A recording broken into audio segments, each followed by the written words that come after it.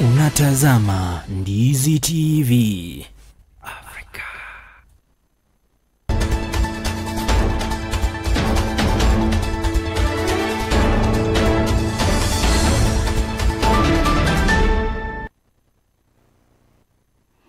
Mtazamaji wa Ndizi TV Africa, hujambo na karibu katika usiku wa Ndizi saa moja, ikiwa ni siku ya pili ya wiki, lakini ikiwa ni tarehe 4 ya mwezi Septemba mwaka 2025. Hujambo na karibu ndani ya Ndizi saa moja, tukupe tuliokuandalia, ikiwemo michezo pamoja na taarifa za siasa, ikizingatiwa kwamba rais wa taifa la Kenya yupo nje ya nchi kwa masuala mengi ya maendeleo. Mimi ni Peter Mwita, mwelekezi wangu ni Alex, pamoja na mtangazaji mwenza kwa lugha ishara Lydia Mose.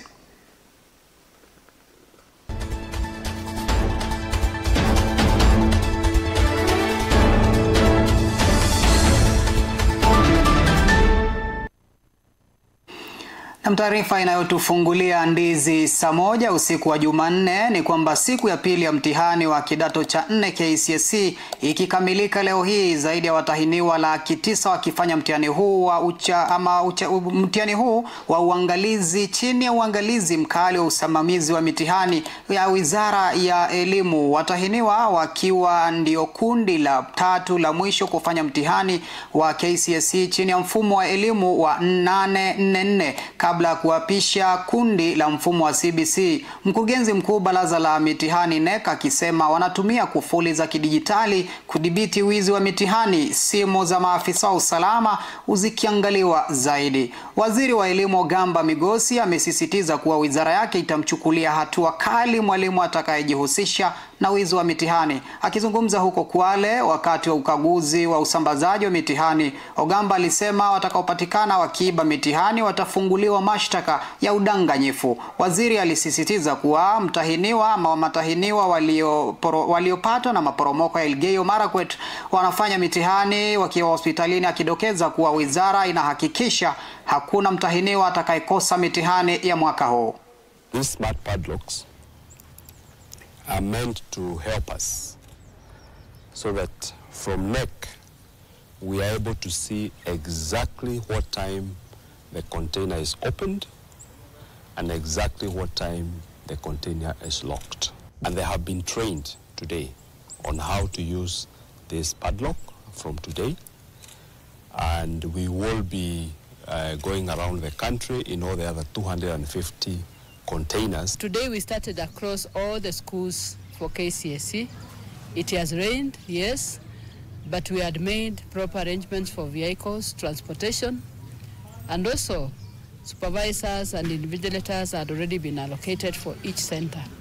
And therefore we expect smooth exam administration across the county. The regulations require that all the phones for all the officers that are undertaking the examinations be put under lock and key, and the key is supposed to be kept with the supervisor. We've had a discussion with the office of the prosecutor, ODPP, and we've agreed, and they are ready in the event of anybody being found engaging in any sort of malpractice or legal action will be taken against them. Criminal charges will be preferred, and the process of them going through that court process and they found guilty, being jailed will then be part and parcel of them. And once that is done, and if it's a teacher or anybody who is working in the ministry, they will not be able to come back to the profession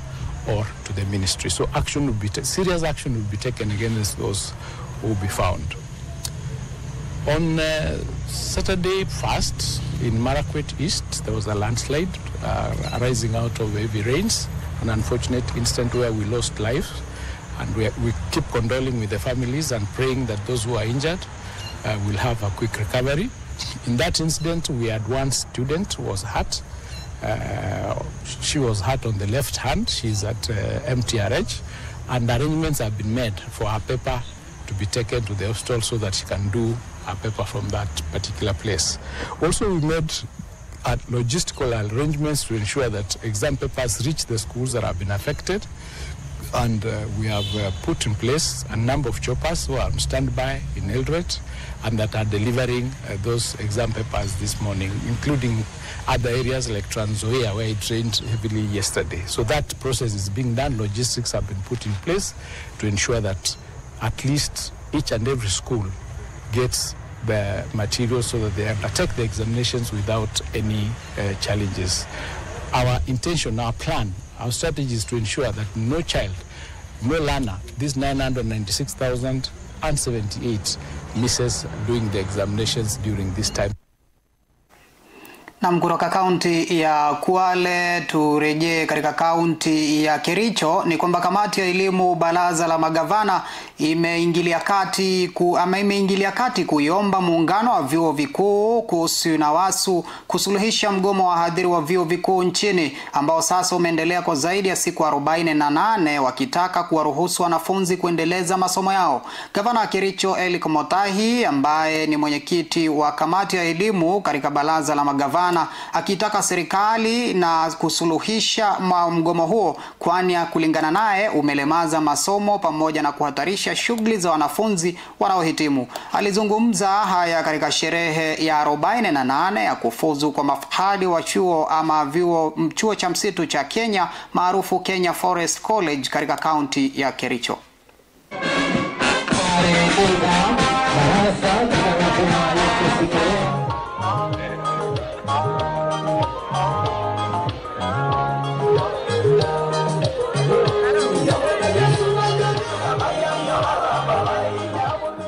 I would wish to take this opportunity to appeal to UWASU and the Ministry of Education.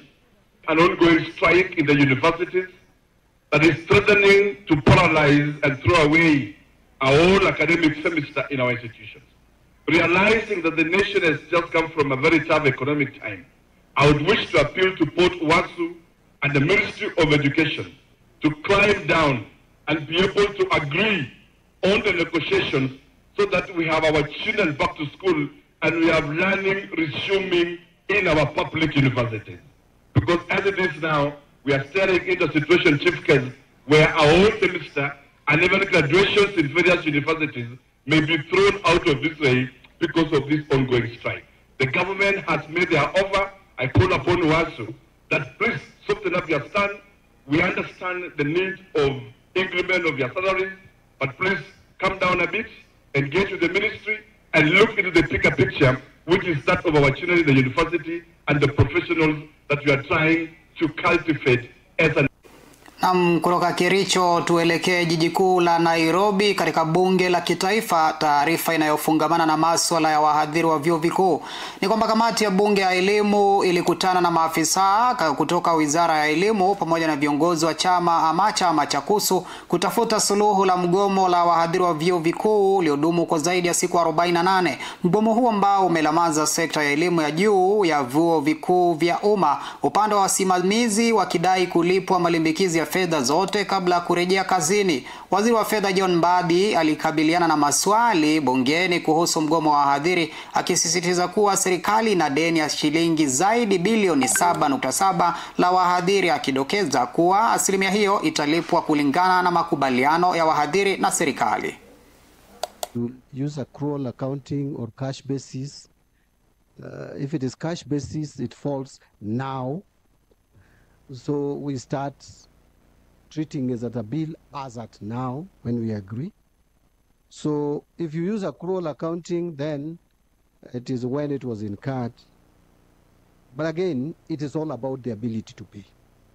I want to be very clear. If we didn't have the fiscal challenges, there was no reason why we would have a dispute on how to pay amounts that we have already acknowledged as a government. I think that would be dishonest on the part of the government. The government has now, we owe 7.76 billion to our university staff, and that we must pay.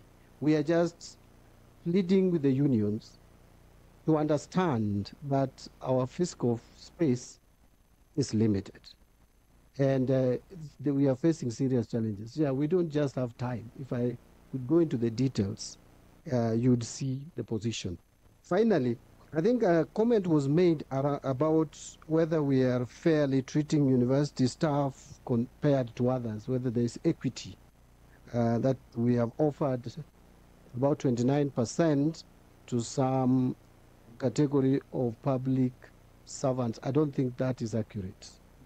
Actually, from the information I have on the agreement with teachers, it was 12% on average for a period of 4 years. So I want to just be clear that we treat all our public servants the same. And we cannot underrate the contribution that higher education or higher learning plays.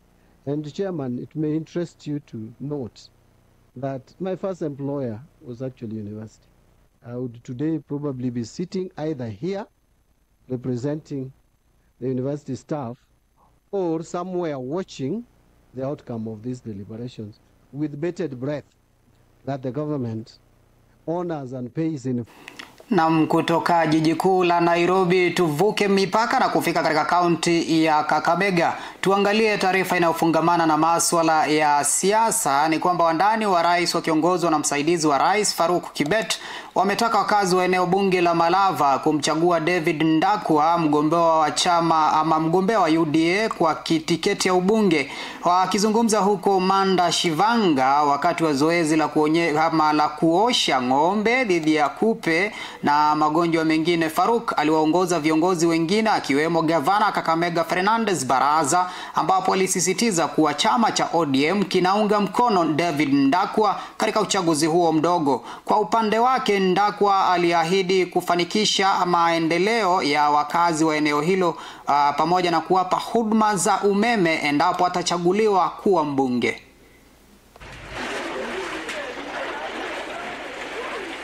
Bora watakuja kuwadanganya na vitina, lakini nyinyi msiwache maendeleo. Maendeleo ndio inatakiwa. Hao watu ya vitina watakuja wataenda. Nyinyi mkifikiria Wamunyora anaweza jenga Malava? Mtu anatembeanga na shares kwa mfuko atajenga ule mtu? Mimi nataka kusikia watu ya Malava, nyinyi mtasikiza hao wa kabila ama maendeleo?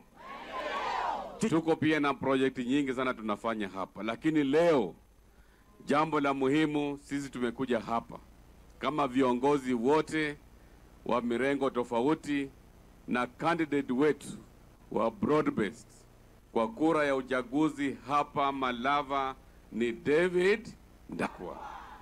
Na tumekubaliana watu wa ODM na watu wote ambao wanapenda maendeleo, sisi tuko nyuma ya David Ndakwa. Tumekuwa hapa na governor, tumekuwa hapa na mheshimiwa wenu. Tutahakikisha ya kwamba tuweka akili pamoja. Maendeleo ni kusaidia watu kwa wao kupita kwa njia mzuri. Mambo ya stima, nitahakikisha ya kwamba stima inafika kwa kila nyumba ya mtu, hata nyumba ya nyasi. Wewe unafanya siasa ya maendeleo. Wewe ni mtu ambaye ni jirani anapenda jirani. Sisi tuna serikali ambayo iko Mheshimiwa Samoei Ruto yuko kama. Na mtu angazie taarifa nyingine inayofungamana na masuala ya kielimu. Ni kwamba sekta ya elimu imetoa wito, ama washikadau sekta ya elimu wametoa wito kwa serikali kutotekeleza nafasi ya mtoto wa kiume katika jamii. Hii ni kutokana na mashirika mengi yasiyo ya kiserikali pamoja na serikali kumpa nafasi kubwa mtoto wa kike. Akizungumza huko Nandi katika shule ya St. Michael Kapnyamisa Mosoriot katika hafla ya kutafuta talanta miongoni mwa wanafunzi, Profesa Jacqueline Koril, mhadhiri wa chuo cha Mwenye, akitahadharisha kuwa nchi inaelekea katika hatari iwapo siku za usoni, akidokeza kuwa wanawake hawawezi kuchukua nafasi ya wanaume. Washikadau hao wa elimu wameitaka serikali kuwekeza zaidi katika jinsia zote pasi na kuacha jinsia yoyote nje. We find that the boy child is very dull. So I think the girls have been over-empowered, and there is nothing wrong with over-empowering. They have been empowered, but we need to empower the boys and bring them to that level where they can deal with these empowered girls. Patikani kwanza Parents Day. Hey, it is meant for mothers. there's the potential of them even, because of that no confidence and not giving out their masculinity coming out, they may end up going into drugs and other vices to hide themselves because they are not what they were created to be. A woman can never play the role of a father. A mother can never be a father, 100%. She cannot be a male because she isn't a male. Therefore, there is that male influence that needs to be injected. The boys are capable of doing their own things, and these have led the poor enrollment in schools. Tuwape mwelekeo na tuwape motisha mtoto mvulana. So if the ministry takes a lead, then they will, I'm sure schools will be able to now start focusing on the boys, because the entire society is focusing on. Na kutoka kaunti ya Nandi turuhusu hapa studioni tuchukue mapumziko mafupi, lakini mtazamaji wa Ndizi TV Africa zidi kusema nasi kupita mitandao ya kijamii. Ndizi TV Africa, mimi ni Peter Mwita, usiende mbali.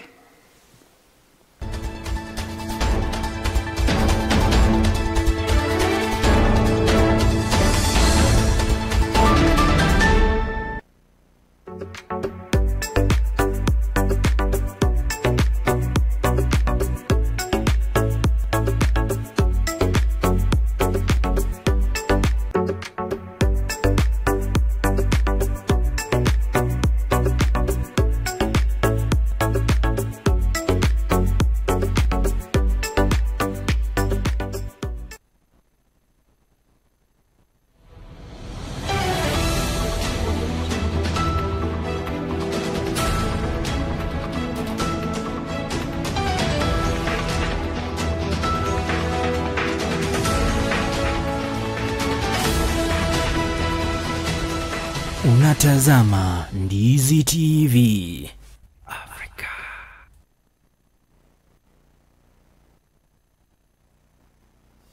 Being healthy is a strive everybody longs for. Human beings will spend their time online searching remedies for conditions challenging them. Some will go to medical facilities seeking medical help, while others will use herbal means to keep their health hazards. I am Chemutai Kirui, and every week on Afya Yetu, we open the doors for life-changing conversations from wellness and nutrition, preventing diseases, managing chronic illnesses, and even mental health. We bring expert advice, real-life stories, and practical solutions that touch every part of your life. Join me, Chemutai Kirui, on Ndizi TV Africa Afya Yetu Health Show every Friday from 7:30 to 8:30 p.m. and be part of the change.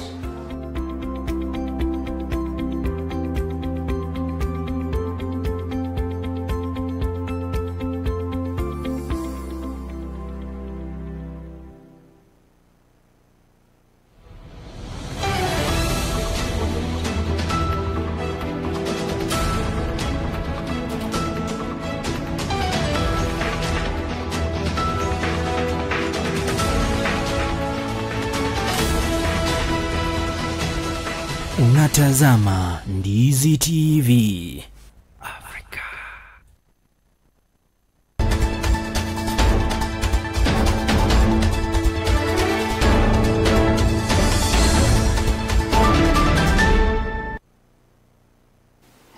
Na mtazamaji wa Ndizi TV Africa, karibu tena katika awamu ya pili ya Ndizi saa moja, ikiwa ni siku ya pili ya wiki, lakini tarehe ni 4 ya mwezi Septemba. Mimi ni Peter Mwita, mwelekezi ni Bwana Alex, lakini kumbuka mtangazaji kwa lugha ishara ni Lydia Mose.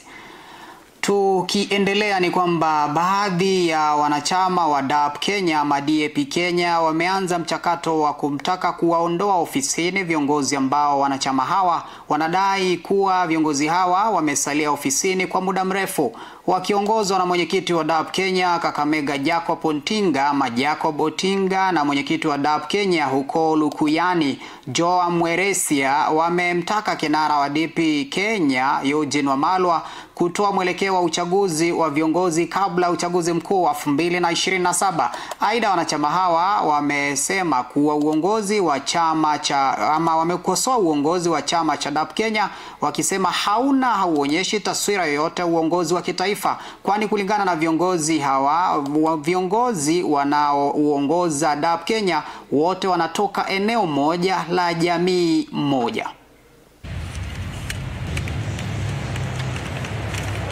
We gather here to register our dissatisfaction on how the party has been managed up to now. Number one, the party leadership has failed to conduct elections since its establishment.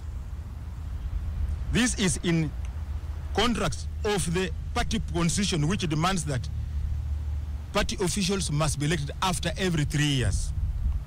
The party leadership of DAP Kenya has failed to give guidance to its members, especially on matters joining other coalitions.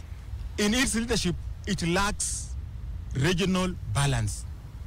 The party officials all come from one region. We have given the past leadership a notice to vacate office within 7 days, failure to which on 12th of November at 10 a.m. we shall proceed and take over the office.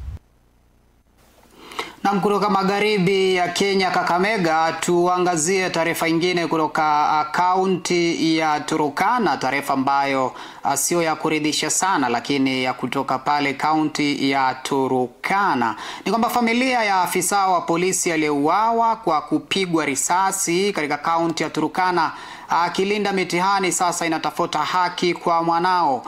Christine Ouma, afisa wa polisi alishambuliwa kwa kuuawa siku ya Jumatatu tarehe 3 Oktoba 2025 na wavamizi wasiojulikana, ambapo waliiba bunduki yake aina ya AK47 alipokuwa akilinda mtihani wa tathmini ya elimu ya sekondari ya msingi KJSEA. Familia hiyo ikidokeza kuwa walizungumza mwisho na Ouma alipotembelea nyumbani kwao katika kijiji cha Kalnyiki wakati wa likizo Agosti 7 iliyopita. Wakizungumza na wanahabari nyumbani kwao katika kijiji cha Kopio Kalnyiki, kaunti ya Homa Bay, familia hiyo ilielezea baadhi ya mipango aliyokuwa nayo hivi karibuni alipotarajiwa kuzuru nyumbani bwana Ouma, wakisema kifo cha Ouma kimeipa familia hiyo pigo kubwa, wakiomba serikali kuitaka ama kumpa mwathiriwa huyo na familia hiyo haki yake.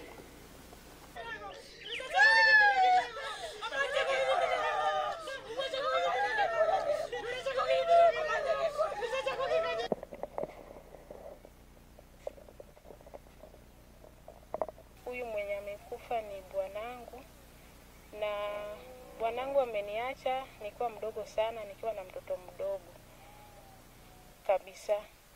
So mimi naomba tu serikali anisaidie juu wakati alikuja nyumbani alikuja August na tuliongelelea mambo mengi, tukaongea mambo mengi kuhusu biashara, like next year alikuwa anafaa nifungulie biashara, lakini venye amekufa saa hii hiyo mambo ya biashara ni kama imeisha tu hivyo.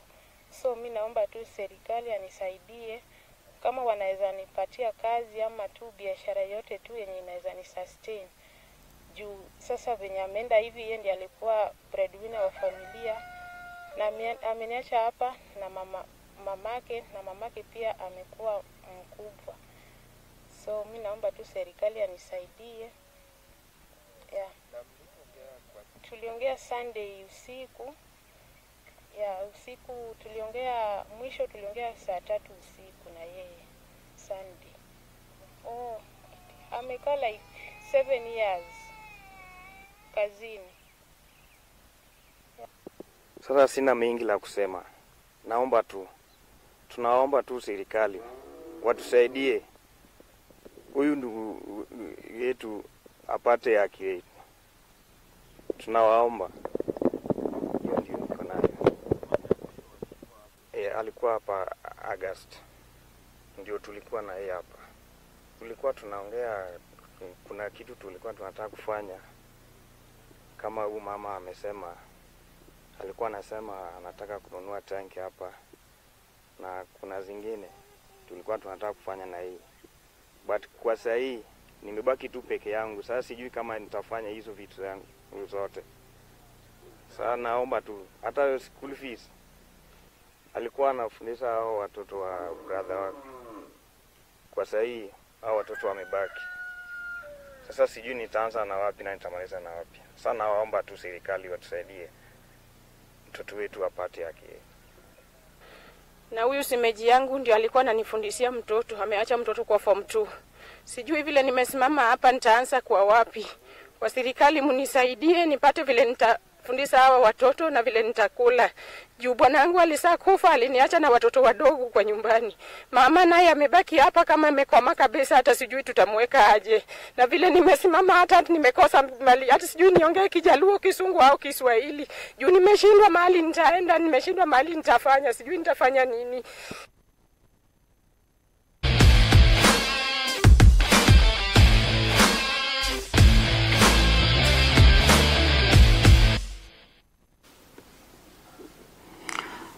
Bila shaka kutoka kaunti hiyo ya Homa Bay tuangazie taarifa nyingine inayofungamana na masuala ya michezo.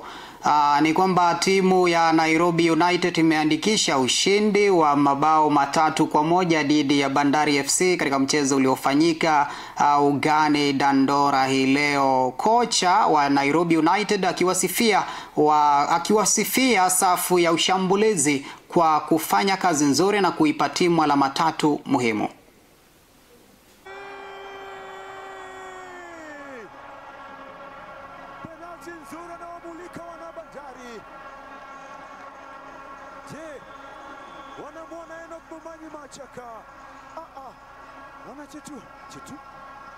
Enoch Momanyi Machaka amewafunga waliokuwa wajiri wake wa zamani. Kwenda kushambulia sasa, transition nzuri. Duncan Odhiambo Omala amemkanyagia Machaka, wapo wawili. Shami Mwinyi Kibwana, Shami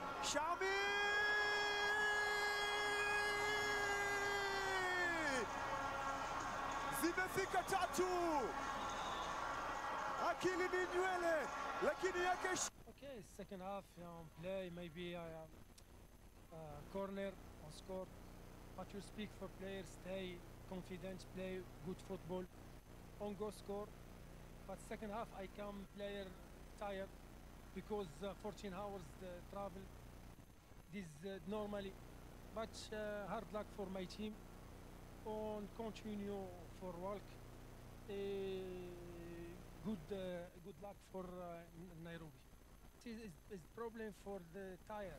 Problem player I forget because I speak for 14 hour long travel. This problem because you know big time for recovery. This is 2 days for recovery, for play game strong and big is good big. But for me, I am very happy for my player and continue work for next game inshallah. Okay, pia as a striker tulikuwa tumewaeleza fact tulikuwa nao chini jana tukawaambia kwa games saizi tunaona ma-assist sio nyingi and our goals are not many. So nyia strikers tuko na changamoto, so you have to step up. Kama you're not giving assists, you need to score goals. So I think pia Karamoa na Deni lazima afunge in the next match kwa sababu I think for strikers hiyo ndo kazi yao. Kama watafunga afadhali basi wako wana contribute kwa assist and then hapo ndo tutajua wanafanya kazi. Lakini strikers without goal, without assists then hawatakuwa wanafanya kazi.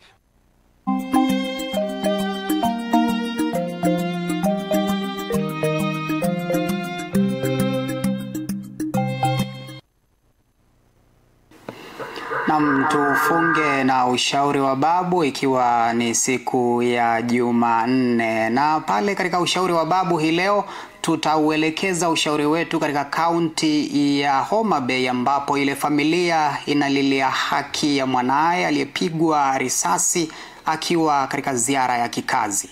Ushauri wa babu hii leo unasema kwamba sauti inayopaza kilio kwa kutaka haki huwa na machungu sana. Anayekuomba kwamba umpe msaada wakati wa machungu kwa kutaka haki yake, usimnyime haki yake. Na huo ndio ushauri wa babu.